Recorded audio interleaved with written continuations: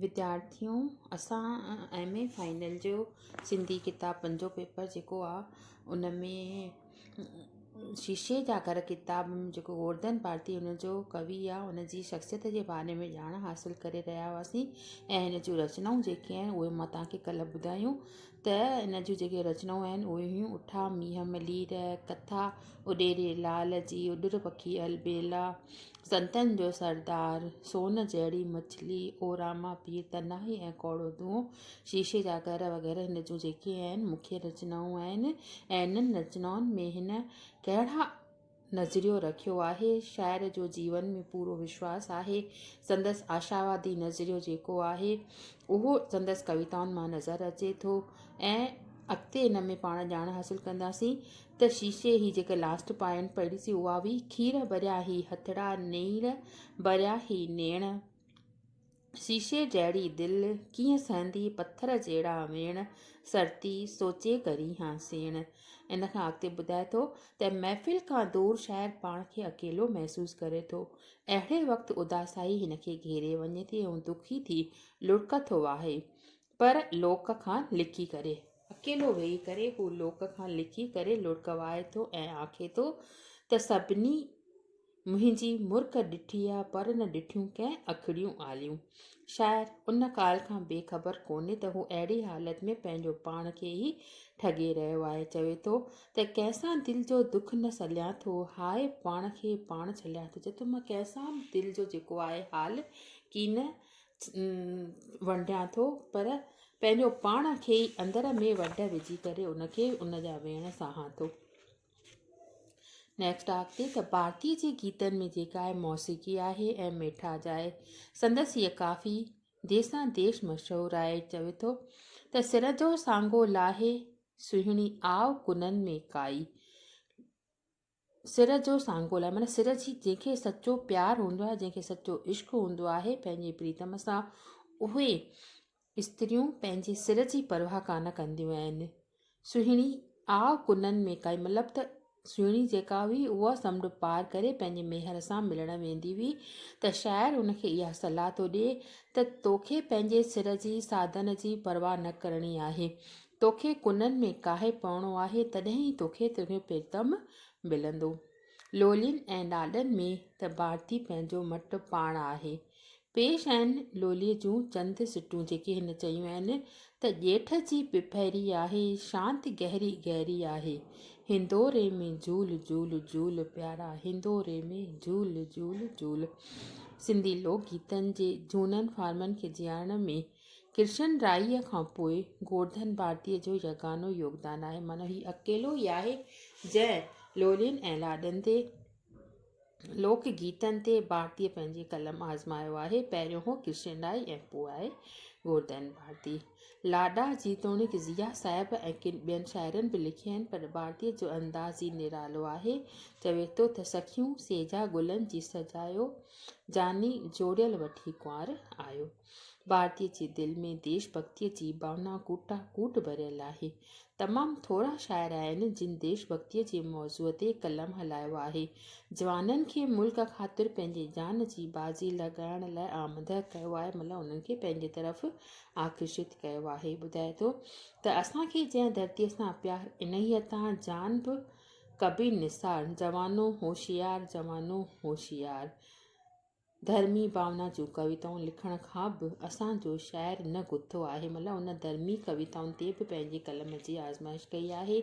सिंधी तहज़ीब सां वाबस्तु देवता उॾेरे लाल ऐं भॻत कंवरराम लाइ खेसि घणी श्रद्धा आहे। तंहिं करे हिन साहिब भक्ति गीत बि लिखिया आहिनि। कथा उॾेरे लाल जी ऐं उॾर पखी अलबेला इहे संदसि भक्ति गीतनि जा गुटका आहिनि, जिन ज़रिए जिन द्वारा शायदि देवताउनि जी स्तुति कई आहे। उॾेरे लाल सां गॾु हिन किन मारवाड़ियुनि जी इष्ट देवता रामा पीर खे बि ओ रामा पीर उनवान माना उनजो सिरो ॾेई करे किताब में यादि कयो आहे, उनकी आराधना कई आहे, उनजी स्तुति कई आहे। श्री गोवर्धन भारती शाह जे कलाम खे सलीस ऐं आम फहिम बणाए पेश कयो आहे। आव कुननि में काहे मजमूए में शाह जे 7 ई लोक कहाणी जी तरतीब कलाम ॾिना विया आहिनि। मारवीअ खे अबाणो घरु ऐं सादियूं अबाणे घर जूं शयूं उमिरि जे आलिशान शयुनि खां वधीक प्यारियूं आहिनि। तॾहिं त हूअ उमिरि खे वाॼाईंदे चवे थी त उमिरि ताम तुंहिंजा तिखा ज़हर बायां, खथे खे छॾे कीअं मां खुंबा हुंडायां, पवन खुह खटूं ऐं विहाणा अबाणा त चए थी त मुंहिंजा अबाणा जेके आहिनि उहे तमामु घणो मूंखे यादि करे रहिया आहिनि। उमिरि मूंखे तुंहिंजा तिखा ताम, तुंहिंजा तरह तरह जा ताम जेके तमामु टेस्टी खाधा आहिनि उहे मूंखे ज़हर समान लॻनि था। ऐं मूंखे जेके अबाणे घर जी जेका खती, जेका लोई चाढ़ियल आहे उहा मूंखे ॾाढी प्यारी लॻे थी। ऐं मां उनखे छॾे करे तुंहिंजा खुंबा, तुंहिंजा गुलाबी वेस वॻा हरगिज़ की न स्वीकार कंदसि। ऐं खटूं खुण जेका आहिनि उहे विहाणा मूंखे बिल्कुलु बि न आछितूं। ऐं मां पंहिंजे ज़मीन ते ई, पथरीली ज़मीन ते ई, मुंहिंजा माण्हू जेके आहिनि सुम्ही रहिया आहिनि त मां उन्हनि सां गॾु उन पथरीली ज़मीन ते ई सुम्हण में आनंद प्राप्त कयां थी। तूं मूंखे इहे ऐश इशरत जो सामान जेको आहे कॾहिं बि न आछ। शाइर आशिक़ मिजाज़ थींदा आहिनि। मरण खां पोइ बि असांजे शाइर खे इहो बर्दाश्त नथो थिए त काई सुहिणी संदसि लाइ आहूं भरे यादि करे थो त को यादि करे, को आह भरे, को ॻोड़नि ॻणतियुनि मंझि ॻरे, जंहिं सुहिणीअ जे मूं बिन न सरे तंहिं सुहिणीअ खे त सलाम ॾिजो। अॻिते ॿुधाए थो त मग़रिबी साहित्य जे असर हेठि जिदत जी वीचारधारा भारत जे मुख्य ॿोलियुनि में आई। 6 ॾहाके जे आसपास नई धारा जे असर हेठि नई पीढ़ीअ जे सिंधी कवियुनि द्वारा नई कविता जे आमद थी। मतिलबु हाणे अचे थी मेन ॻाल्हि त गोवर्धन भारती जूं जेके कविता आहिनि न सभु नयूं आहिनि, नई कविता जे रूप में ई ॼाणियो पहचानियो वञे थो। उन सां गॾु आज़ाद नज़्म, अदब लतीफ़ ऐं नज़्माणो नसुर जहिड़ा छंद मुख़्तफ़ाम बि साहित्य में दाख़िल थिया। हिननि सिन्फ़ुनि में रवायती शाइरीअ जा बंधन टोड़े फिटा कया विया आहिनि। इन करे हिननि में हिकु जहिड़ाई नज़र अचे थी। हक़ीक़त में अहसास ऐं इज़हार ॿिन्ही जे लिहाज़ खां नई कविता बिना अलहदी आहे। नई कविता सां मुशाबत रखंदड़ कविताऊं भारती साहिब बि लिखियूं आहिनि, जेके आहिनि तन्हाई ऐं कौड़दूअ मजमे में गॾु कयल आहिनि। सिंधीअ जा के साहित्यकार ऐं नक़ाद नई कविता जा उहिञाण पाए हिननि शहरनि खे नई कविता सम्झनि था।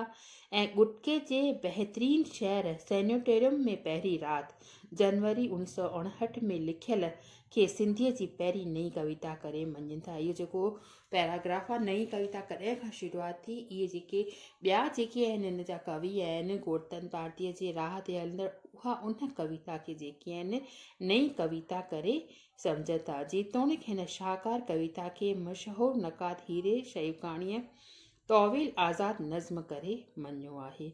उन खां पोइ हिन ॿुधायो आहे त सुलह जे मरीज़ खे मौत जो भयानक पाछो डपु, घबराहट ऐं बेचैनी पैदा करे थो। अहिड़े समय मरीज़ खे अस्पताल पुॼणु शमशान घर बासण लॻे थी। हू ॿुधाए थो त राति आधी राति, हीअ केॾी अंधेरी राति। मतिलबु ॿुधायो नई कविता में जेकी कविता जे जेके बंधन हूंदा आहिनि उहा उन्हनि खां बिल्कुलु आज़ी हूंदी आहे। जीअं सिटूं हूंदियूं आहिनि ओड़ो जो ओड़ो ई कवि जी वीचारधारा अॻिते वधंदी वेंदी आहे। जेको दृश्य ॾिसंदो आहे उहो कविता जे रूप में अची वेंदो आहे। सांत, गहरी ऐं भयानक सांत, ज़िंदगी ॼण मौत जी फतवा ॿुधण लाइ साह रोके आ खड़ी, हीअ सिहत घर आहे या शमशान आहे। हू जेको लिखियो थिए त अस्पताल में जेको कवि आहे उहो अकेलो वेठो आहे, घोर अंधेरी शांत लॻी पई आहे। उनखे ॾिसी करे चए थो त शमशान घर को ॿी का सूरत कोन हूंदो, शमशान घर बि अहिड़ो ई हूंदो, जंहिंखे ॾिसी करे हू तमामु घणो जेको आहे परेशान थी रहियो आहे ऐं अंदरि ई अंदरि में मन जा वॾ असांखे कविता जे रूप में वंडे रहियो आहे। बसि अॼु एतिरो ई। अॻिते अञा हिन जो आहे त हिन कविता में कहिड़ा वीचार ज़ाहिर कया आहिनि, हीअ शइ अगरि इहो पाण नेक्स्ट कंदासीं। हिन जूं थोरियूं अञा 2-3 पॉइंटूं ॿिए बि आहिनि। तव्हांखे का बि दिक़त हुजे त तव्हां बेशक मूंखां व्हाट्सएप ते या मैसेज करे तव्हां कुझु पुछी सघो थियूं।